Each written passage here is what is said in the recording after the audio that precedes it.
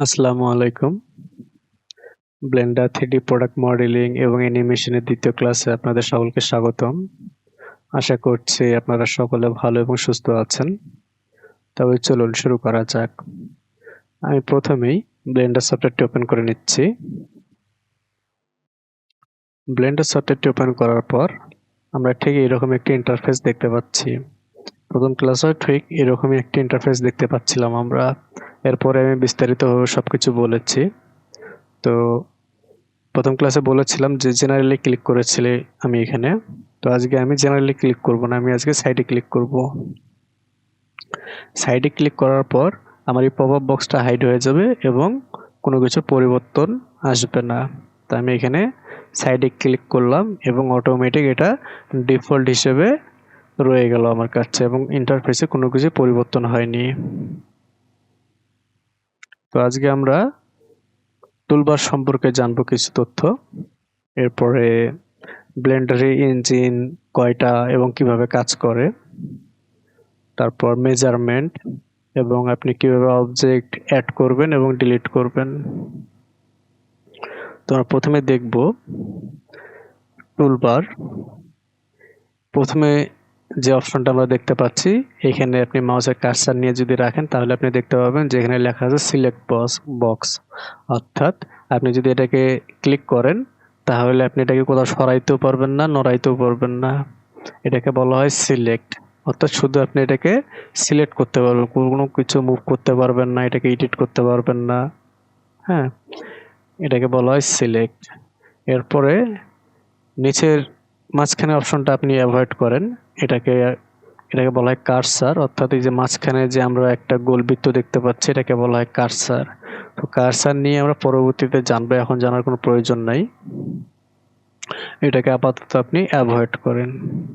তো সিলেকশনের পরে আমরা দেখব হচ্ছে মুভ টুল, অর্থাৎ আমি যদি এই আইকনটাতে ক্লিক করি, আইকনটাতে ক্লিক করার পরে আমরা দেখতে পাচ্ছি যে উপরে একটি নীল দাগ এবং নিচে একটি লাল দাগ। তো এইখানে ভিউপোর্ট অনুযায়ী, অর্থাৎ আপনার যে ভিউপোর্টটা আছে এই ভিউপোর্ট অনুযায়ী আপনি এই রশ্মিগুলো দেখতে পাবেন। কখনো নীল রশ্মি দেখতে পাবেন, কখনো লাল রশ্মি দেখতে পাবেন, অথবা কখনো এই কালারটা দেখতে পাবেন। আমি এই কালারের নাম জানি না, বলতে পারতেছি না আপনাকে, তবে এই কালারটা আপনি কখনো কখনো দেখতে পাবেন। আমি যদি এখন এইরকম করি তাহলে আপনি এই ওয়াইয়ের যে কালারটা ছিল এই কালারটা দেখতে পাবেন। তো এটা ভিউপোর্টের উপরে নির্ভর করে যে আপনি কখন কোন কালারটা দেখতে পাবেন, কেননা এটা আপনি যে অ্যাঙ্গেলে রাখবেন সেই অ্যাঙ্গেলে কালারগুলো দেখতে পাবেন। তো আমি ফ্রন্ট ভিউতে আসলাম কিবোর্ড থেকে 1 চাপে। এখন আমি এই যে কিউবটা আমার এখানে আছে, এই কিউবের কর্নারগুলো আমি দেখতে পাচ্ছি না যে এর পিছনে কি আছে, এর পিছনে কি আছে, এর উপরে কি আছে, কিন্তু সামনেটা আমি দেখতে পাচ্ছি। এটাকে বলা হয় ফ্রন্ট সাইড। হ্যাঁ, আপনি যদি এটাকে এইভাবে একটু ঘোরান তাহলে আপনি এই পিছনটা দেখতে পাবেন। তো আমার আপাতত পিছনটা দেখার কোনো প্রয়োজন নেই, আমি এটাকে জাস্ট মুভ করব। তো আমি এখন চাচ্ছি এটাকে উপরে মুভ করতে, তো আমি এটাকে নীল দাগটা ধরে আমি এটাকে উপরে নিয়ে যাচ্ছি। এখন আমি যদি চাই যে এটাকে এই দিকে নিয়ে যাইতে, ডান পাশে, এটা কিন্তু যাবে না, কেননা আমি যে রশ্মিটা ধরেছি এটা হচ্ছে নীল রশ্মি, শুধু এই রশ্মি দ্বারাই এইখানে যাবে। আবার একই রকম ঠিক আমি যদি এই লালটাকে যদি পিক করি, এখান থেকে পিক করে এটাকে মুভ করার চেষ্টা করি তাহলে এটা এই বরাবরই যাবে, এটা কিন্তু আর উপরে উঠবে না আবার নিচেও নামবে না। এখন আমি চাচ্ছি এটা আমার যেমনি খুশি সেমনি আমি নিয়ে যাব। সেক্ষেত্রে কি করতে হবে, আপনাকে কিবোর্ড থেকে জি প্রেস করতে হবে। জি প্রেস করার পরে আপনি যেখানে ইচ্ছে সেখানে এটা রাখতে পারেন। এইখানে চাইলে এইখানে রাখতে পারেন, এইখানে চাইলে এইখানে রাখতে পারেন, এইখানে চাইলে এইখানে রাখতে পারবেন। তবে যখন আপনি এই চিহ্নগুলো ধরে টানবেন তখন আপনার এই কিউবটা ঠিক এই চিহ্ন বরাবরই মুভ করবে। আপনি যদি চান যে এটা উপরে যাবে, নিচে আসবে, ঠিক এই রশি ধরেই এটা যাওয়া আসা করবে। আর জি প্রেস করলে আপনি এটা যেভাবে ইচ্ছে সেভাবে রাখতে পারেন। এরপর এখন আমরা দেখব যে কোন রঙের যে রশ্মিগুলো, এই যে লাল রং দেখতে পাচ্ছি, এটা রঙের নাম জানি না, ধরে নেন যে এটা এক্স, এক্স বলে ভুল হবে, যেমন একটা খুশি তেমন একটা ধরে নেন, বেগুনি। তো এখানে এটাকে বলা হয় এক্স। আমরা এইখান থেকে আইডেন্টিফাই করে নিব যে আমরা এখানে এক্স এর কালার দেখতে পাচ্ছি লাল, অর্থাৎ এটা এক্স কক্ষ। এই এক্স কক্ষ বরাবর এটা এখানে মুভ করবে।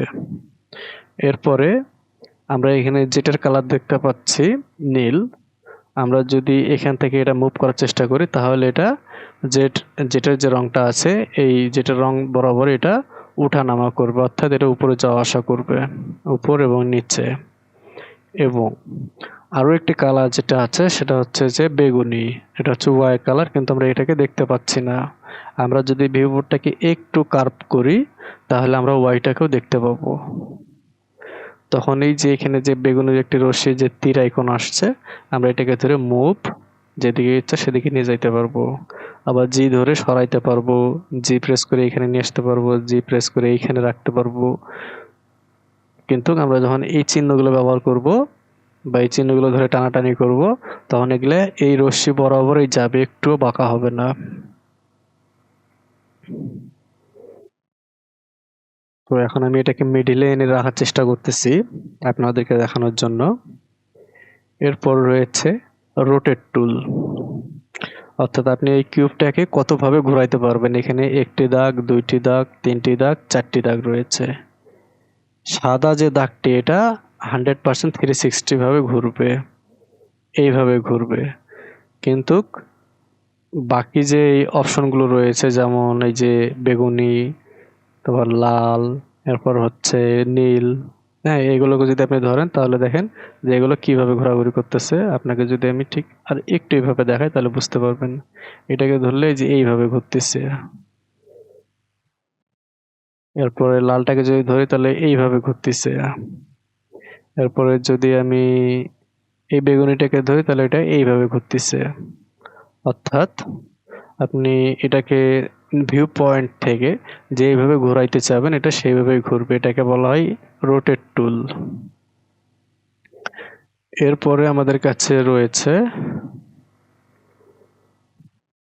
আমি কন্ট্রোল জেড প্রেস করে পূর্বের অবস্থানে চলে আসলাম। এখন আমরা দেখব হচ্ছে স্কেল টুল। স্কেল টুল সিলেক্ট করলাম কিন্তু আমার অবজেক্ট সিলেক্ট করা নাই, এর জন্য আমি কোনো ধরনের এইখানে আইকন দেখতে পাচ্ছি না। যখনই আমি এটাকে সিলেক্ট করব তখনই আমার সামনে একটি চিহ্ন চলে আসবে। এই যে একটি এদিকে লাল দেখতে পাচ্ছি, এইদিকে নীল দেখতে পাচ্ছি।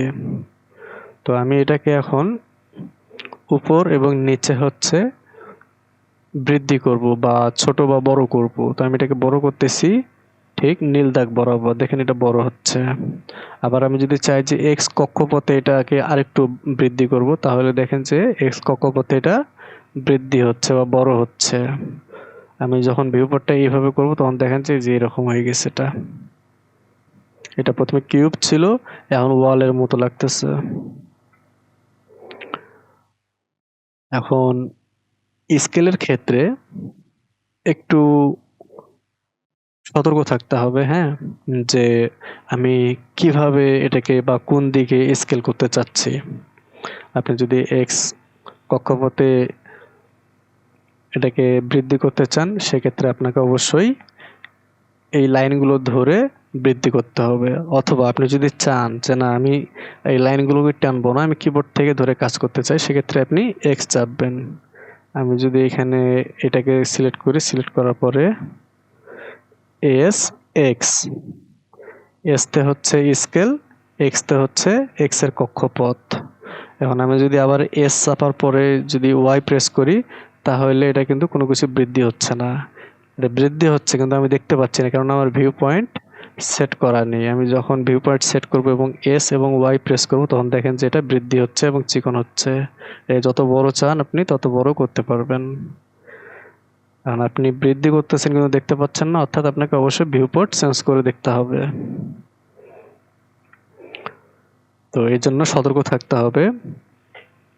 এস হচ্ছে কিবোর্ডের শর্টকাট, এস বলতে স্কেল বোঝানো হয়, হ্যাঁ। এখন আমি এস প্রেস করলাম, প্রেস করার পরে এখন ওয়াই প্রেস করব, তাহলে কি হবে, আমার এটা উপর নিচ বড় ছোট হবে, হবে না, এটা মাঝ বরাবর বড় ছোট হবে। এই যে আমি এস চাপলাম, ওয়াই চাপলাম, এই যে মাঝ বরাবর বড় ছোট হচ্ছে। এখন আমি যদি পুনরায় উপর নিচ বড় করতে চাই তাহলে আমাকে কি করতে হবে, এস চাপ দিতে হবে কিবোর্ড থেকে এবং জেড, জেড বলতে উপর নিচ। এই যে আমার এটা উপর নিচ ছোট বড় হচ্ছে। তো এগুলো হচ্ছে ইম্পর্টেন্ট টুলস। হ্যাঁ, মুভ টুলস, রোটেট টুলস, এরপর হচ্ছে স্কেল, ট্রান্সফর্ম টুল। এটা আমরা কাজ করতে করতে দেখব। সবকিছু একসঙ্গে বোঝাইতে গেলে আপনি এলোমেলো হয়ে যাবেন। তো আমরা আজকে দেখলাম 4টে টুলস। একটা হচ্ছে সিলেকশন, একটা হচ্ছে মুভ টুল, একটা হচ্ছে রোটেট, আর লাস্টটা হচ্ছে স্কেল টুল। এখন আমরা চাচ্ছি যে আমি এখানে অনেকগুলো অবজেক্ট অ্যাড করে ফেলছি। ধরেন যে আমরা এখানে 20টা অবজেক্ট আছে, কিন্তু আমি দেখতে পাচ্ছি 3টা, এটা ধরে নেন 20টা। তো আমি অবজেক্টগুলোকে সবগুলোকে ডিলিট করে দিতে চাচ্ছি। জাস্ট কিবোর্ড থেকে ডিলিট প্রেস করবেন, এগুলো ডিলিট হয়ে যাবে। আপনার এই লেয়ার প্যানেলটা একদম এমটি, এখন এখানে কোনো কিছু নেই। ক্যানভাসেও এমটি, এখানে কোনো কিছুই দেখতে পাচ্ছি না আমরা। এখন আপনি যদি চান যে এখানে কোনো কিছু অ্যাড করবেন, সেক্ষেত্রে অ্যাড অপশনে যাইতে হবে। অ্যাড অপশনে গিয়ে মেশ, অর্থাৎ আমি যদি মেশ বলতে বোঝাইতে যাই আপনাকে,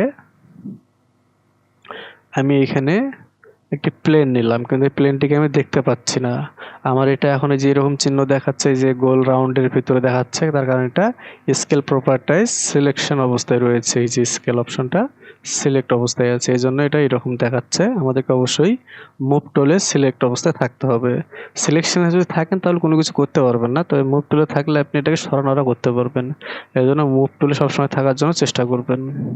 তো আমরা এটাকে এখন দেখতে পাচ্ছি না, এটা একটা প্লেন নিয়েছি। এখন এটা উড়বে কিনা জানি না, এটা কি ধরনের প্লেন আমরা কিভাবে বুঝবো? তো তার জন্য করতে হবে কি, আমাদেরকে এই ভিউ পয়েন্টটা এইভাবে রাখতে হবে। আর প্লেন বলতে এখানে বোঝানো হচ্ছে একটা প্লেট, সোজা প্লেট বা কার্পেটের মতো। এটার উপরের কোনো মেরুদণ্ড নাই, নিচের কোনো মেরুদণ্ডও নাই। তবে চাইলে আপনি এটাকে উপর নিয়ে চারদিক দিয়েই দেয়াল বানাইতে পারবেন। এটা কিভাবে দেয়াল বানাবেন এগুলো পরবর্তী ক্লাসগুলোতে আমরা দেখব। তবে এখন আমি জাস্ট প্লেনটাকে যে নিলাম আমরা মেশ থেকে, মেশটা কি সেটা বোঝানোর জন্য। মেশটা হচ্ছে, আমরা যদি এখান থেকে ওয়্যার ফ্রেমে যাই, তাহলে দেখেন যে মাঝখানে কোনো কিছু দেখা যাচ্ছে না। এতক্ষণ আমরা মাঝখানে সাদা একটা জিনিস দেখতে পাচ্ছিলাম, এই সাদা জিনিসটাকেই মেশ বলা হয়। আমরা যখন সলিড ভিউ আসবো তখন আমরা এটা দেখতে পাবো, এটাকে বলা হয় মেশ। অর্থাৎ আমরা যখন আবার একটি কিউব নিব, যে আমি কিউবটা নিলাম, এই কিউবটা ওয়্যার ফ্রেমে গেলাম, কিউবের মাঝখানটা কোনো কিছু দেখা যাচ্ছে না। যখন আমি আবার সলিড ভিউ আসতেছি, তখন এটার মাঝখানটা এ পাশটা দেখা যাচ্ছে যে সাদা অংশ দিয়ে ভর্তি, এটাকে বলা হয় মেশ। তো এখন আমার এখানে অবজেক্ট রয়েছে 2টি, কিন্তু আমি দেখতে পাচ্ছি একটি।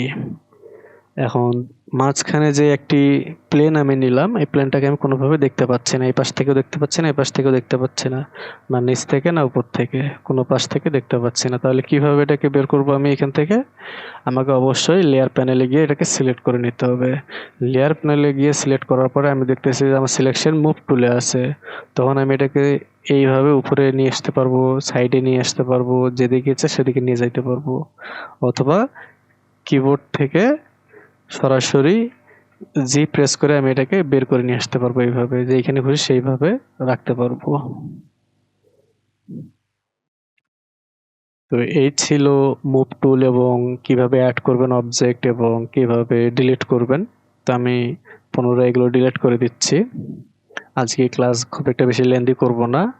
এখন আমি দেখাবো আপনাদেরকে ব্লেন্ডার ইঞ্জিন কি, ব্লেন্ডার মেজারমেন্ট কিভাবে কাস্টমাইজ করবেন। এখন ব্লেন্ডার ইঞ্জিন কি সেটা জানার জন্য আপনাকে অবশ্যই অবজেক্ট প্রপার্টাইজ প্যানেলে আসতে হবে। দেখেন এখন আমার এখানে কোনো অবজেক্ট নেই, এই জন্য এখানে অল্প কিছু সংখ্যক অপশন রয়েছে, এগুলো ডিফল্ট অবস্থায় থাকে। আপনি যখন এখানে একটি অবজেক্ট অ্যাড করবেন, তখন এখানে দেখবেন যে আরও কিছু প্রপার্টাইজ অ্যাড হয়েছে। তো এখানে এগুলো দেখে ঘাবড়ানোর কিছু নেই, এগুলো ইজি জিনিস, আপনারা ব্যবহার করতে করতে অনেক অভ্যস্ত হয়ে যাবেন। তো ব্লেন্ডার ইঞ্জিন মূলত 3টা। আমরা যদি অবজেক্ট প্রপার্টাইজে আসি এবং দ্বিতীয় যে আইকনটি আছে রেন্ডার নাম দিয়ে, এটাকে এখানে যদি মাউসের কার্সারটা রাখেন আপনি, তাহলে বুঝতে পারবেন যে এখানে রেন্ডার প্রপার্টাইজ একটি লেখা শো করতেছে। তো এই রেন্ডার প্রপার্টাইজে আপনি যখন ক্লিক করবেন, তখন এখানে রেন্ডারের যে ইঞ্জিনগুলো রয়েছে, ইঞ্জিন সম্পর্কে সকল তথ্য আপনি এখানে দেখতে পাবেন। অর্থাৎ ব্লেন্ডারে যে সফটওয়্যারটি রয়েছে এটা চলে মূলত তিনটি ইঞ্জিন দিয়ে, একটি ইভি, একটি ওয়ার্কবেঞ্চ, একটি সাইকেল। আমরা দুটি ইঞ্জিন নিয়ে কাজ করব, একটি হচ্ছে ইভি, একটি হচ্ছে সাইকেল। ওয়ার্কবেঞ্চ নিয়ে কখনোই কাজ করব না, সুতরাং আমি এটা আপনাকে বোঝাবো না। অর্থাৎ যে ইভি এবং সাইকেল ইঞ্জিনটি দুটি রয়েছে, এই দুটি ইঞ্জিন সম্পর্কে আমি এখন বলবো আপনাদেরকে। প্রথমে ডিফল্ট অবস্থায় আমরা দেখতে পাচ্ছি ইভি ইঞ্জিন। এটা আপনি ব্লেন্ডার সফটওয়্যার যতবার ওপেন করবেন ততবারই ইভি ইঞ্জিন হিসেবেই আপনার এই ব্লেন্ডারের কনফিগারেশনটা দেখতে পাবেন। এখন ইভি ইঞ্জিনের নিচে স্যাম্পলিং নামে কিছু অপশন রয়েছে। এই স্যাম্পলগুলো হচ্ছে একটি ভিউ পোর্টের একটি রেন্ডার, দুটি কাজের জন্য আলাদা আলাদা স্যাম্পল। অর্থাৎ আমি যখন এখানে একটি কিউব নেব, তখন দেখেন যে এখানে অনেকগুলো প্রপার্টাইজ চলে আসলো। তো অবজেক্ট না থাকার কারণে এখানে অল্প কিছু সংখ্যক প্রপার্টাইজ দেখাচ্ছিল। আমি এখানে একটি কিউব নিলাম, কিউব নেওয়ার পরে আমি এখানে রেন্ডার প্রপার্টাইজ আসলাম। হ্যাঁ, সরাসরি রেন্ডারে আসলাম, এসে ভিউ পোর্টটা একটু এরকম করলাম। তো এখন আমি আমার এখানে অন্ধকার দেখা যাচ্ছে, আমি এখানে করলাম কি যে একটি লাইট নিয়ে আসলাম একটু দেখার জন্য। এখান থেকে যে লাইট যে অপশন আছে, লাইটটাকে আমি একটি এরিয়া লাইট নিলাম, নিয়ে এটাকে উপরে উঠাই দিলাম। দেখেন যে এখানে এখন একটু আলো দেখা যাচ্ছে।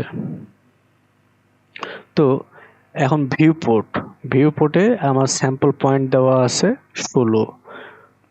আমার খুব বেশি এখানে স্যাম্পল রাখার কোনো প্রয়োজন নাই। তার কারণটা হইতেছে আমি জাস্ট দেখবো যে আমার কাজটা সব ঠিকঠাক আছে কিনা,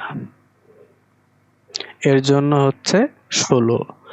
যখন আমি এই কাজটা যখন আমার সবকিছু ঠিকঠাক আছে এবং এটাকে আমি একটি রেন্ডার ইমেজ হিসেবে বের করতে চাচ্ছি বা সেভ করতে চাচ্ছি, সেক্ষেত্রে আমার অবশ্যই কোয়ালিটি ইম্পর্টেন্ট।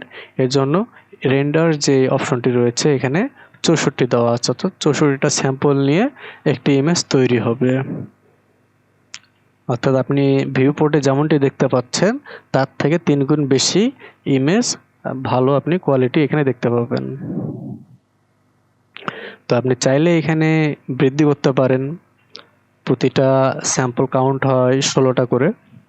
আপনি চাইলে এখানে 32টা রাখতে পারেন, 64টা রাখতে পারেন, 128টা রাখতে পারেন, 256টা রাখতে পারেন এবং 512ও চাইলে রাখতে পারেন। এটা সম্পূর্ণটাই আপনার চাহিদার উপরে নির্ভর করবে যে আপনি কতটুকু ভালো কোয়ালিটির ইমেজ চান। শুধু ইমেজের ক্ষেত্রে না, অ্যানিমেশনের ক্ষেত্রেও একই। এর নিচে আর কোনো কিছু আপনাকে পরিবর্তন করতে হবে না, এখানে অনেকগুলো অপশন রয়েছে, এখন এগুলোর কোনো প্রয়োজন নেই, শুধু জাস্ট ইঞ্জিন সেটআপের জন্য এতটুকুই। এরপর আমরা ইভি ইঞ্জিন থেকে সাইকেল ইঞ্জিনে কনভার্ট করব। তো ইভি থেকে সাইকেলে আমরা কনভার্ট করলাম, কনভার্ট করার পর এখানে আমরা আরও বেশ কিছু ইনফরমেশন দেখতে পাচ্ছি। এখানে মাত্র 2টা অপশন ছিল, স্যাম্পলিংয়ে একটি ভিউ পোর্ট, একটি রেন্ডার, কিন্তু এখানে দেখতে পাচ্ছি যে ভিউ পোর্টের ভিতরে অনেকগুলো অপশন, আবার রেন্ডারের ভিতরে অনেকগুলো অপশন। তো এগুলো ইজি, বোঝাইলে আপনি বুঝবেন। তো এখানে রেন্ডার ইঞ্জিন আমি সিলেক্ট করলাম সাইকেল। এরপর হচ্ছে ফেসার সেট সাপোর্টেড, অবশ্যই আমাদেরকে সাপোর্টেড এটা চয়েস করে রাখতে হবে। আমরা যদি এক্সপেরিমেন্টালি ক্লিক করে রাখি তাহলে এটা কাজ করবে না, অবশ্যই আমাদেরকে ফেসার সেট সাপোর্টেড রাখতে হবে। এরপরে ডিভাইস, অর্থাৎ আপনার অপারেটিং সিস্টেমে যে সিপিইউ আছে সেই সিপিইউটা অবশ্যই আপনাকে সিলেক্ট অবস্থায় রাখতে হবে। এখন যদি আপনার সিপিইউর পাশাপাশি একটি গ্রাফিক্স কার্ড ইনস্টল করা থাকে সেক্ষেত্রে আপনি অবশ্যই গ্রাফিক্স কার্ডটাকে সিলেক্ট করবেন, কিন্তু গ্রাফিক্স কার্ড যদি ইনস্টল করা না থাকে সেই প্রেক্ষিতে আপনি সিপিইউটাকে কনসিডার করবেন, অর্থাৎ সিপিইউটা আপনি এখানে অ্যাড করে রাখবেন। কেননা জিপিইউ অর্থাৎ গ্রাফিক্স কার্ড যদি ইনস্টল করা না থাকে আপনি গ্রাফিক্স কার্ড সিলেক্ট করতে চাইলেও এখানে সিলেক্ট হবে না। তো আমার এখানে অলরেডি একটা গ্রাফিক্স কার্ড ইনস্টল করা আছে, সেজন্য আমি এখানে গ্রাফিক্স কার্ডটা সিলেক্ট করে নিচ্ছি। আপনাদেরকে দেখানোর জন্য। এই যে দেখুন, এটা কিন্তু সিলেক্ট হয়ে গেছে।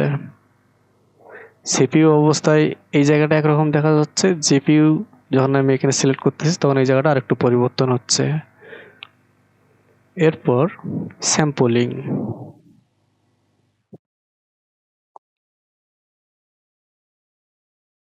স্যাম্পলিং এর এখানে আমরা দেখতে পাচ্ছি যে ভিউপোর্ট এবং রেন্ডার, এর মাঝে অনেকগুলো অপশন রয়েছে, যেমন নয়েজ থ্রেশহোল্ড।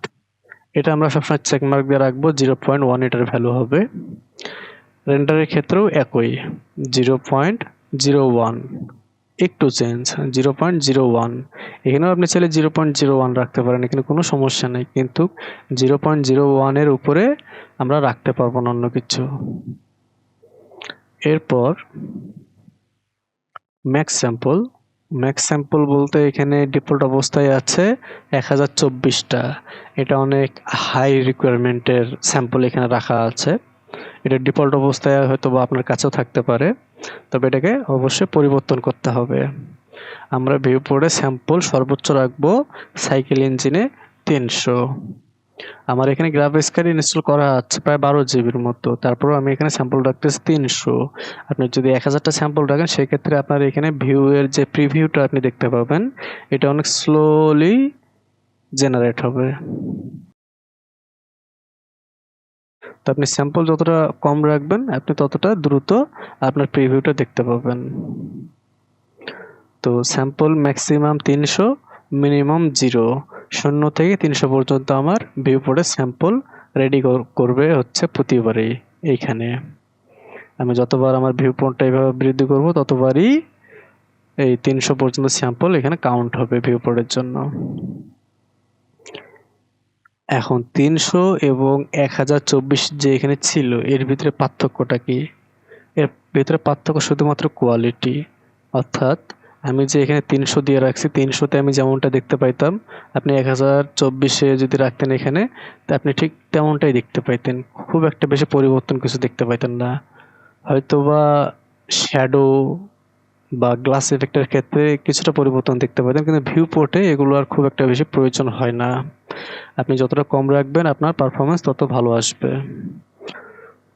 এরপর ডি নয়েজ নামে যে অপশনটা রয়েছে, অর্থাৎ সুস্পষ্ট কোথাও কোনো ধরনের দাগ বা কোনো ডট এরকম চিহ্ন রয়েছে, সেগুলো মিশে যাওয়ার জন্য এইখানে টিক মার্ক দিতে হয়।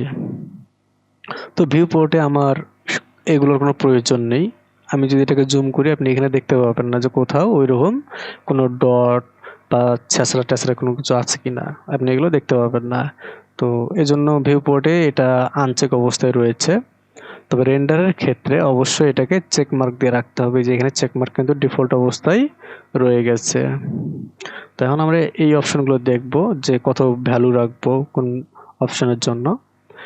নয়েজ থ্রেশহোল্ড এখানে 0.01 দেওয়া আছে, আপনি চাইলে এটা 0.1 দিতে পারেন, কিন্তু প্রেফার করাটা ডিফল্ট অবস্থায় ভালো, যে 0.01 এটা সব থেকে বেস্ট। এরপরে ম্যাক্স স্যাম্পল এখানে আমরা দেখতে পাচ্ছি যে 4096, অর্থাৎ আপনি যদি 4096 দিয়ে একটা ইমেজ রেন্ডার করেন তাহলে আপনার সময় লাগবে রেন্ডারটা হইতে প্রায় 8 থেকে 10 মিনিট। ধরেন যে আপনার অপারেটিং সিস্টেমে 8 জিবি র্যাম আছে, একটা ভালো সিপিইউ আছে, সিপিইউ যে খুব ভালো একদম এরকমটাও না, মিডিয়াম রেঞ্জের, তাহলে আপনার সেক্ষেত্রে এই একটা ইমেজ রেন্ডার হইতে সময় লাগবে 8 থেকে 10 মিনিট। সেক্ষেত্রে এত বেশি স্যাম্পল দিয়ে কাজ করাটা একদম বোকামি হবে, কেননা আপনি যদি কম স্যাম্পল দিয়েও কাজ করেন আপনি একই আউটপুট পাবেন, কোয়ালিটিতে খুব একটা বেশি তারতম্য আপনি দেখতে পাবেন না। সেজন্য আমি রিকমেন্ড করব আপনাদেরকে যে আপনি 600 ব্যবহার করুন, যদি আপনার ডিভাইসটিতে একটি গ্রাফিক্স কার্ড লাগানো থাকে, তাহলে আপনি 600 ইউজ করে আরাম পাবেন, ভালো কোয়ালিটির কাজ আউটপুট বের করতে পারবেন।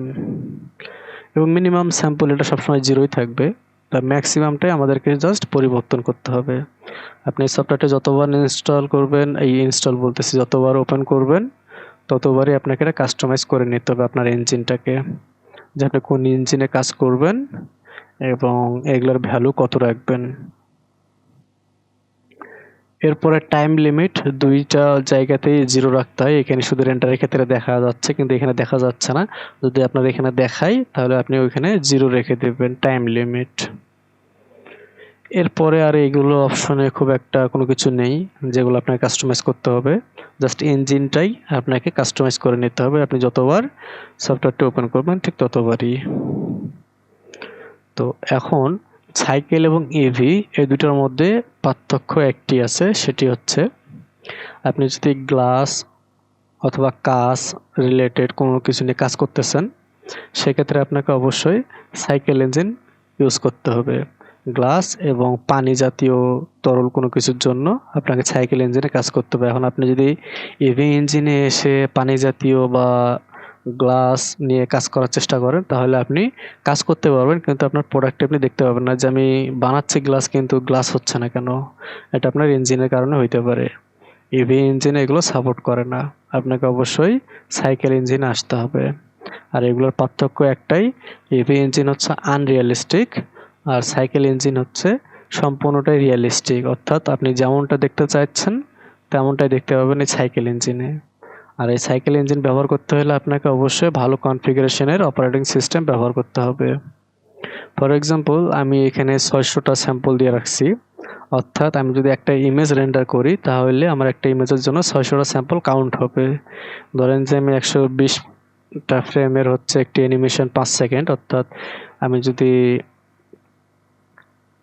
আমার ফ্রেম রেট দিয়ে রাখি 24, হ্যাঁ, যে 24টা ফ্রেম রেট আর স্যাম্পল দিয়ে রাখছি হচ্ছে 600, তাহলে প্রতিটা ইমেজের জন্য 600 প্রতিবার 0 থেকে 600 পর্যন্ত কাউন্ট হবে প্রত্যেকটা ইমেজের জন্য।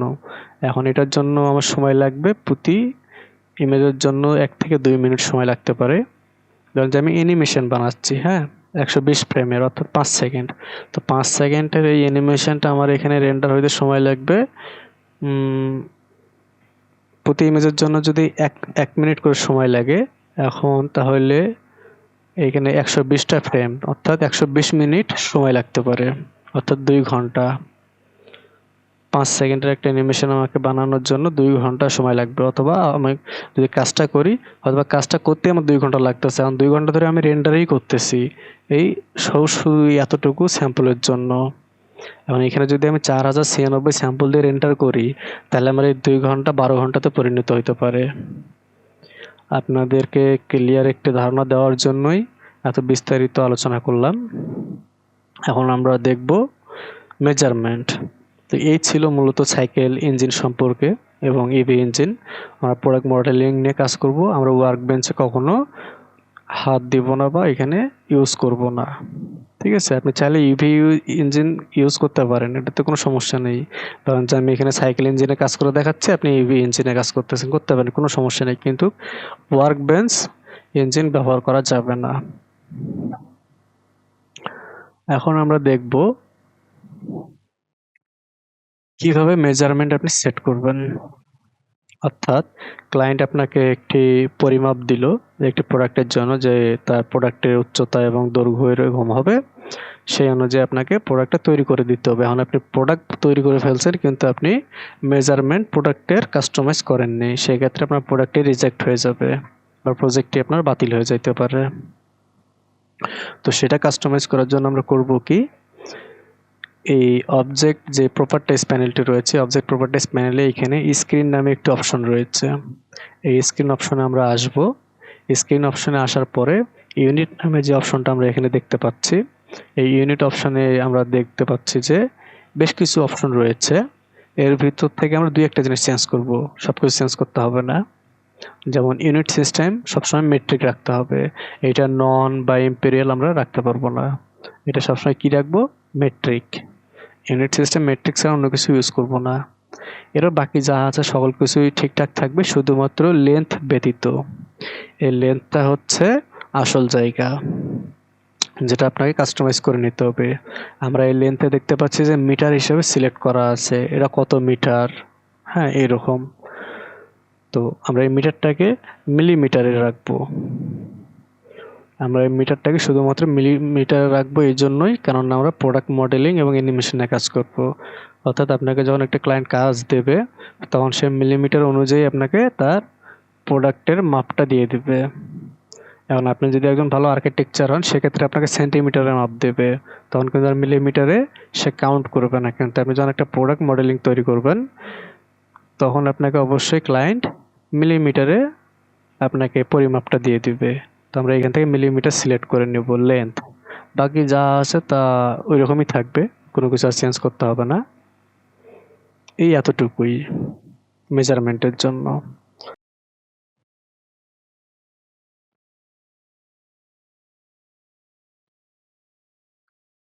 এখন মেজারমেন্ট আমরা ঠিক করলাম, এখন আমরা কিভাবে এটা ভ্যালুটা অ্যাড করব। তো আমরা এখানে যে অবজেক্টগুলো ছিল আমি এগুলো ডিলিট করে দিলাম। দেওয়ার পর আমি এখান থেকে মেশে গেলাম, মেশ থেকে একটি সিলিন্ডার নিলাম। এই সিলিন্ডারটা এখন কত মাপ আছে আমি জানি না, কিভাবে দেখবো তাও বুঝতেছি না। আপনি যদি এটাকে এখান থেকে একটু সরান, এখানে যে অ্যাড সিলিন্ডার নামে অপশনটি দেখতে পাচ্ছেন এটা হাইড হয়ে যাবে, এটার আপনি কোথাও খুঁজে পাবেন না। তাই এটা মুভ বা রোটেট বা কোনো কিছু পরিবর্তন করার আগে আমরা এই অপশনটাতে ক্লিক করব। এই অপশনটাতে ক্লিক করার পর আমরা বেশ কিছু ইনফরমেশন এখানে দেখতে পাবো।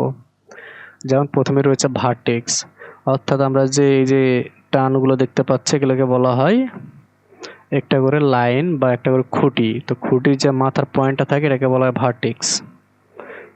এই উপরে একটা ভার্টেক্স, নিচে একটা ভার্টেক্স, আর সোজা যে আমরা এটাকে দেখতে পাচ্ছি এটাকে বলা হয় এজ। যে লাইনটা দেখতে পাচ্ছি এটাকে বলা হয় এজ। তো এখানে এই জন্য ভার্টেক্স বলা হচ্ছে এখানে। অর্থাৎ আমি কতগুলো ভার্টেক্স চাই, আমি যদি এখানে ভার্টেক্সের পরিমাণ বাড়াই আমার এগুলোর পরিমাণ বৃদ্ধি হবে। এই যে দেখেন পরিমাণ বৃদ্ধি হচ্ছে, আমি যত বেশি বাড়াচ্ছি আমার এই এজগুলো বা ভার্টেক্সগুলো বৃদ্ধি হচ্ছে। তো আমি এখন ধরেন যে আমাকে ক্লায়েন্ট একটি মাপ দিল যে ভার্টেক্স হয়তো বা দেবে না আপনাকে, ভার্টেক্সটা আপনাকে সিলেক্ট করে নিতে হবে একটা ভালো স্মুথ গোল শেপের জন্য। আপনি 64টা ভার্টেক্স সিলেক্ট করতে পারেন। এরপরে ক্লায়েন্ট আপনাকে হাইট এবং লেন্থ দেবে, যেটা রেডিয়াস এটাকে বলা হয় হাইট, না এটা হচ্ছে লেন্থ, আর ডিপটা হচ্ছে হাইট। নিচে যে অপশনটা হচ্ছে এটা হচ্ছে হাইট। এটাকে যত বৃদ্ধি করবেন দেখেন যে উপরটা বৃদ্ধি পাচ্ছে, আর এটাকে বৃদ্ধি করলে দেখেন যে সাইড ভিউটা বৃদ্ধি হচ্ছে। তো আপনাকে এখন ক্লায়েন্ট বলল যে হচ্ছে 65 হচ্ছে তার রেডিয়াস বা দৈর্ঘ্য, তাহলে আপনাকে এখানে সিলেক্ট করতে হবে 32.5। এটা হচ্ছে দ্বিগুণ হয়ে যাবে এখানে। এরপরে হাইট হচ্ছে আমার ধরেন যে 81 মিটার। এটা হচ্ছে একটা ক্যান্ডেল জারের জন্য পরিমাপ। দেখেন যে কত ছোট হয়ে গেল, কত বড় ছিল প্রথমে আর এখন দেখুন যে কত ছোট হয়ে গেল। এখন এটা যত আমি জুম করব এখন এটা তত বড় হইতে থাকবে, কিন্তু এইটা বড় হবে না, জাস্ট আমার ভিউ পোর্টটা বড় হইলো, আমার এটা একই থাকবে। তো এইটা করার পরে আমরা করব কি, কন্ট্রোল এ, কন্ট্রোল এ চাপার পরে আমরা এই স্কেল যে অপশনটা আছে এটাকে অ্যাপ্লাই করে দেব। তখন আমাদের এই পরিমাপটা এটা ফিক্সড হয়ে থাকবে, তখন এটা কোনো কিছু পরিবর্তন ঘটবে না। এখন আমরা যদি এটা সঠিক ইনফরমেশন দেখতে চাই তাহলে আমরা এখান থেকে এই যে এখানে একটা অ্যারো চিহ্ন আছে, এই অ্যারো চিহ্নটাতে ক্লিক দেব। এই অ্যারো চিহ্নটা এইভাবে টেনে বের করলে আমরা দেখতে পাবো যে আমাদের যে অবজেক্টটি রয়েছে অবজেক্টটির সঠিক মাপ কত। X value 65, Y value 65, Z value যেটা হচ্ছে 81, অর্থাৎ হাইট যেটা সেটা হচ্ছে জেড, এক্স হচ্ছে এই বরাবর, আর যেটা ওয়াই আছে ওয়াইটাও হচ্ছে এই বরাবর ধরা হয়, এই যে এই বরাবর যেভাবে রশ্মিটা আপনি দেখতে পাচ্ছেন এটাকে এক্স, এটা ওয়াই, এইভাবে ধরা হয়। আর জেডটা হচ্ছে উপর নিচ। তো এইভাবে মেজারমেন্ট সিলেকশন করে বা কাস্টমাইজ করে আপনাকে রাইট ভ্যালু ইনপুট করে একটি প্রজেক্টের জন্য সঠিক মডেল তৈরি করতে হবে। তবেই আপনি এই প্রজেক্টে ডেলিভার করার পরে আপনার ক্লায়েন্ট আপনাকে পেমেন্ট করবে। আপনি যদি 6-9 করে যদি কোনো মেজারমেন্ট তৈরি করেন, হ্যাঁ, এবং সেটা ডেলিভার করার চেষ্টা করেন আপনার ক্লায়েন্টের কাছে, আপনি কিন্তু বাতিল হিসেবে গণ্য হবেন বা আপনাকে কাজটি ক্লায়েন্ট দেবে না। তখন আপনাকে বলবে হয়তো ফিক্স করে দেন। তো আজকে দ্বিতীয় ক্লাস খুব একটা বেশি হয়ে গেল, এত কিছু বলতে চাইনি আজকে। তবে যতটুকু হয়েছে আমি মনে করতেছি যে আপনারা বুঝতে পারছেন। আর আমার বলার ভঙ্গি যদি আপনাদের পছন্দ না হয়ে থাকে তার জন্য আমি আসলে দুঃখিত, কিন্তু আমি আমার দিক থেকে সর্বোচ্চ চেষ্টা করছি আপনাদেরকে বোঝানোর জন্য, যেন আপনাদের কোথাও কোনো ধরনের ফাঁকা গ্যাপ না থাকে। তো আজকে দ্বিতীয় ক্লাসে এ পর্যন্তই। আশা করছি আপনাদেরকে ভালো লেগেছে। ভালো থাকবেন, সুস্থ থাকবেন। দেখা হবে পরবর্তী ক্লাসে। আল্লাহ হাফেজ।